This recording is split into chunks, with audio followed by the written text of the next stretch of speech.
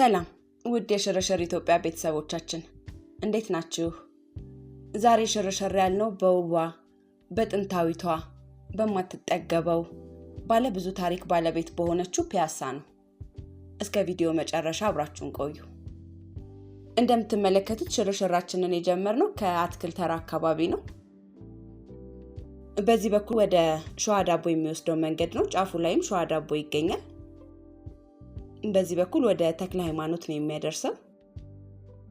ስለ አትክልት ተራ ስናነሳ እንግዲህ በአዲስ አበባ ውስጥ እጅግ ጥንታዊና በንግድ እንቅስቃሴው ደመቅ ያለ ስፍራ እንደሆነ መጥቀስ ይቻላል። አዲስ አበባና የአካባቢዋ ዋነኛ የአትክልትና የፍራፍሬ ማከፋፈያ ማዕከል ሆኖ አገልግሏል።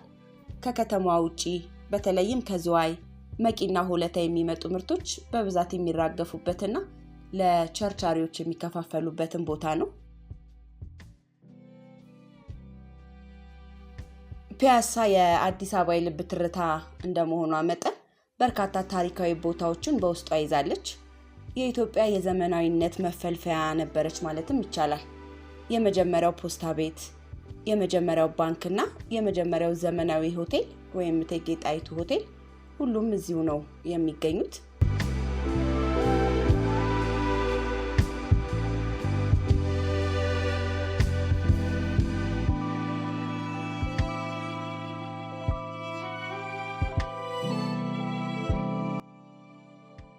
ይህ የምትመለከቱት አሮጌው ፖስታ ቤት ህንጻ በፒያሳ እምብርት ላይ የሚገኝና የኢትዮጵያን የዘመናዊነት ጉዞ የሚያሳይ ትልቅ ቅርስ ነው።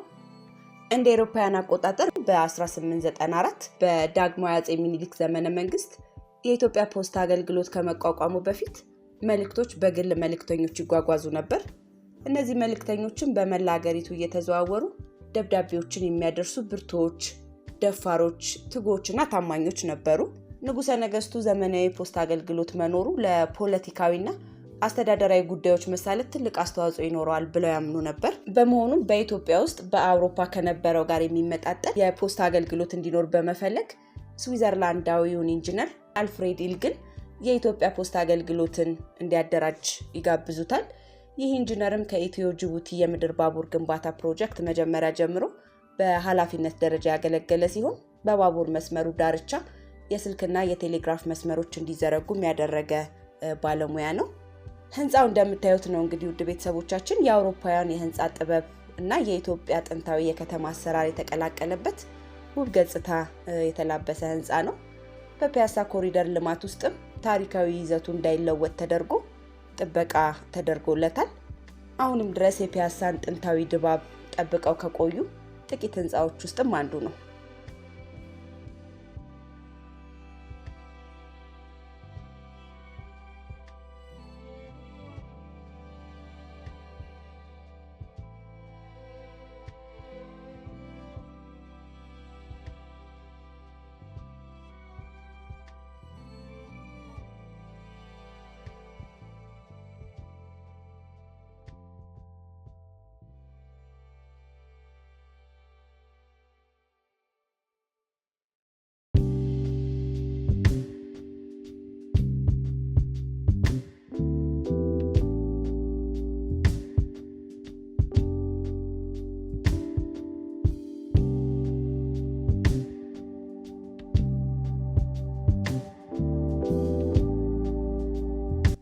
ቸርችል ጎዳና እንግዲህ መንገዱ የተሰየመው በሁለተኛው የዓለም ጦርነት ወቅት የዩናይትድ ኪንግደም ጠቅላይ ሚኒስትር ለነበሩትና የኢትዮጵያ ወዳጅ ለነበሩት ዊንስተን ቸርችል መታሰቢያ ነው።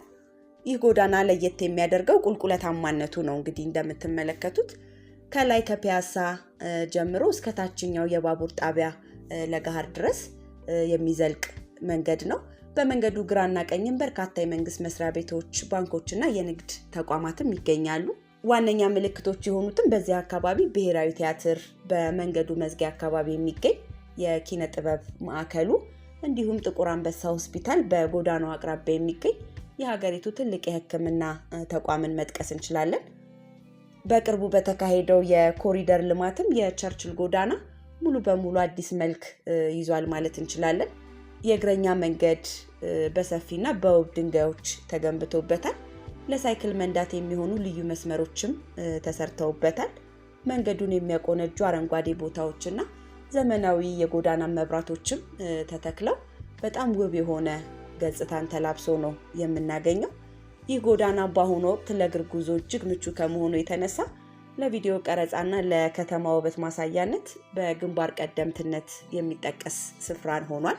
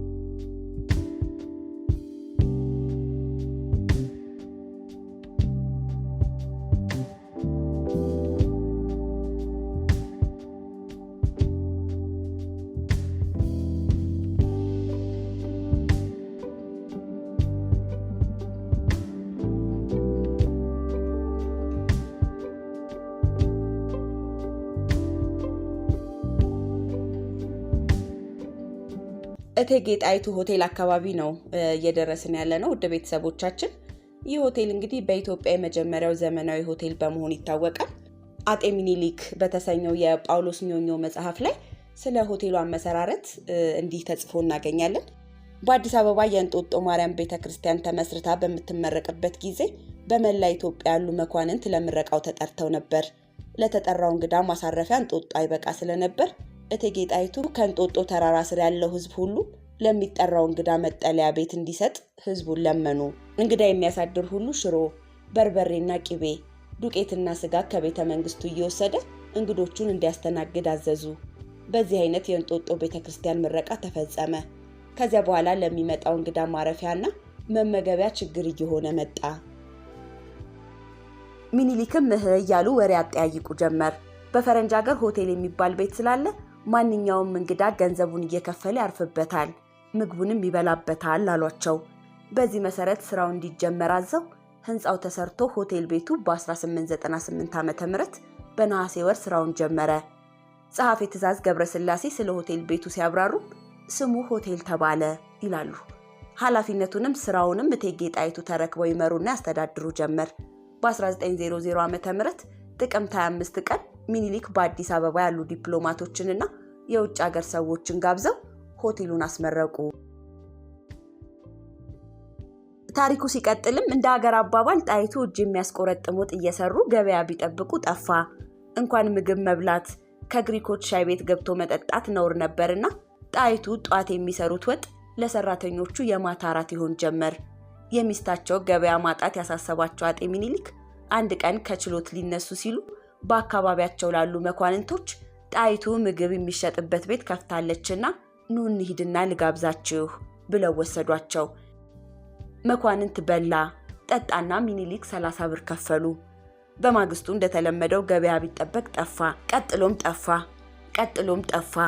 እንደገና ሚኒሊክ ሆቴል ገብቶ መብላት ነውር ያለ መሆኑን ለመኳንንቱ ገልጸው እንደገና ምሳ ጋበዙ። በሌላው ቀን አሁንም ገበያ አልተገኘም። ቢጠበቅ ድርሽ የሚል ሰው ጠፋ። በሌላ ቀን ደግሞ አጼ ሚኒሊክ ከችሎት ሊነሱ ሲሉ በዙሪያቸው ላሉ መኳንንት ሰማችሁ ወይ ወዳጆቼ አሉ። በፈረንጅ ሀገር አንድ ቀን አንድ ሰው የጋበዘ እንደሆነ ያ የተጋበዘ ሰው በሌላ ቀን ደግሞ ብድሩን ይከፍላል። ብድሩን ካልከፈለ ግን እንደው ነውር ይቆጠርበታል ብለው ንግግራቸውን ሳይጨርሱ መኳንንቱም እርሶን ፈርተንና አፍረን ነው እንጂ የሚሆንልን ከሆነ የሚኒሊክን ብድር ለመመለስ እኔ ያለሁ እያለ ተራ በተራ ከሆቴል ቤት ሚኒሊክንና ጣይቱን ይጋብዝ ጀመር። ገበያ እየደራ ሄደ። ምሳችንን እቴጌ ሆቴል ሄደን እንብላ የሚለው ስለበዛ ስሙ እቴጌ ሆቴል ተባለ ብለው ታሪኩን እንዲህ አስፍረውታል።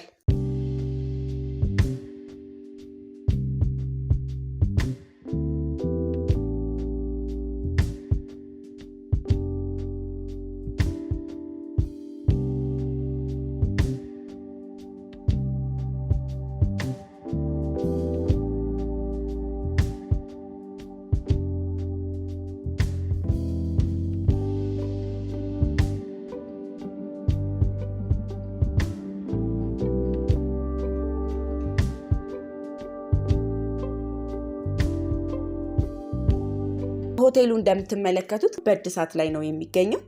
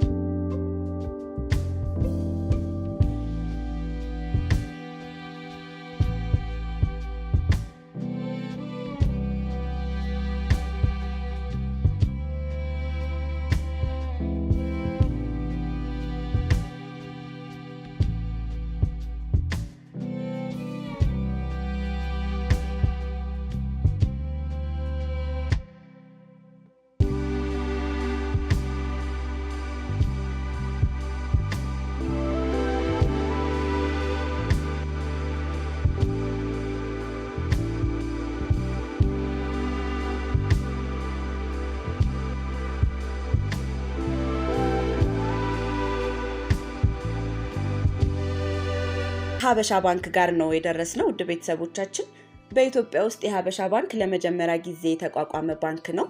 ባንኩም ስራውን የጀመረው በ1897 ዓ.ም በዳግማዊ ሚኒሊክ ዘመነ መንግስት ሲሆን በዚያ ጊዜ ንብረትነቱ የእንግሊዝ ከነበረው ከግብጽ ብሔራዊ ባንክ ጋር በተደረገው የ50 ዓመት የጋራ ባለቤትነት ስምምነት መሰረት በ1897 ዓ.ም አዲስ አበባ ላይ ይቋቋማል።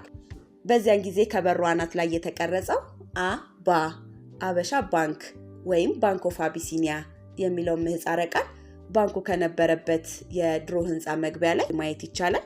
ይህንን የባንኩን ታሪክ ያገኘነው ውድ ቤተሰቦቻችን በላይ ግዳይ ገንዘብ ባንክና መድህን በኢትዮጵያ በሚለው መጽሐፋቸው ላይ ካሰፈሩት ታሪክ ነው።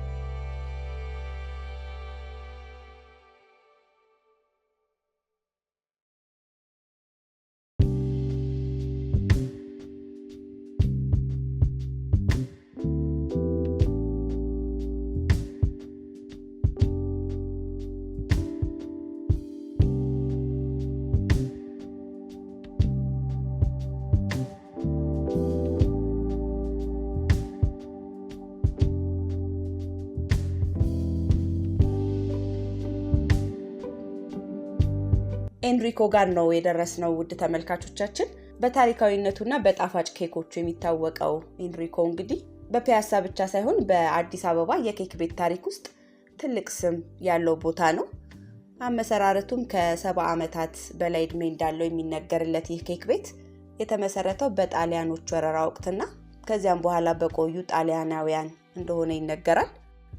ኤንሪኮ ኬክን ልዩ የሚያደርገው እንግዲህ ለብዙ አስርት ዓመታት የኬኩን ጣዕም አሰራርና የቤቱን ጥንታዊ ገጽታ ሳይለውጥ መቆየቱ ነው። እስካሁንም ድረስ የፒያሳን ጥንታዊና ማራኪ ገጽታ ጠብቀው ከሚገኙ ቅርሶች መካከልም የሚጠቀስ ነው።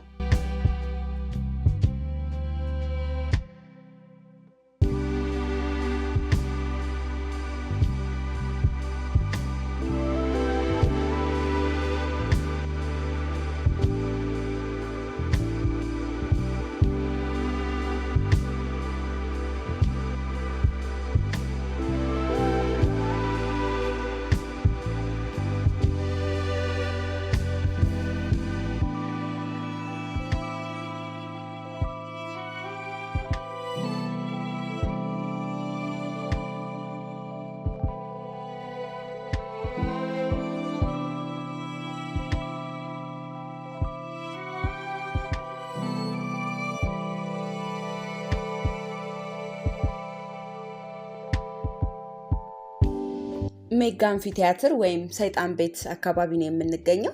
ይህ ቦታ እንግዲህ በአዲስ አበባ የሲኒማና የጥበብ ታሪክ ውስጥ ትልቅ ስም ያለው ቦታ ነው።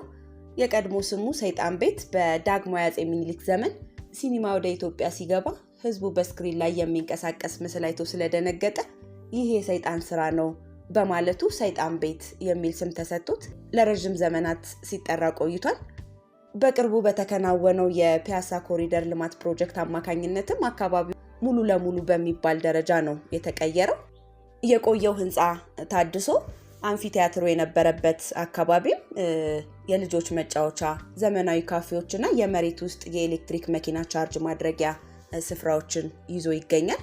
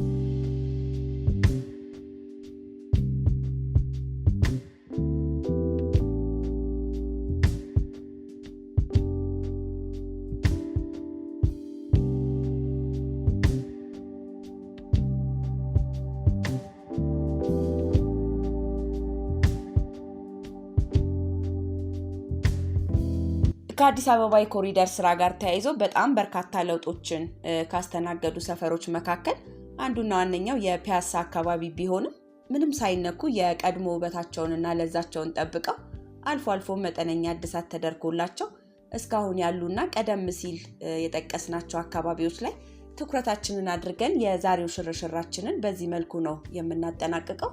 እስከ ቪዲዮ መጨረሻ ድረስ አብራችሁን ስለነበራችሁ ከልብ ነው የምናመሰግነው።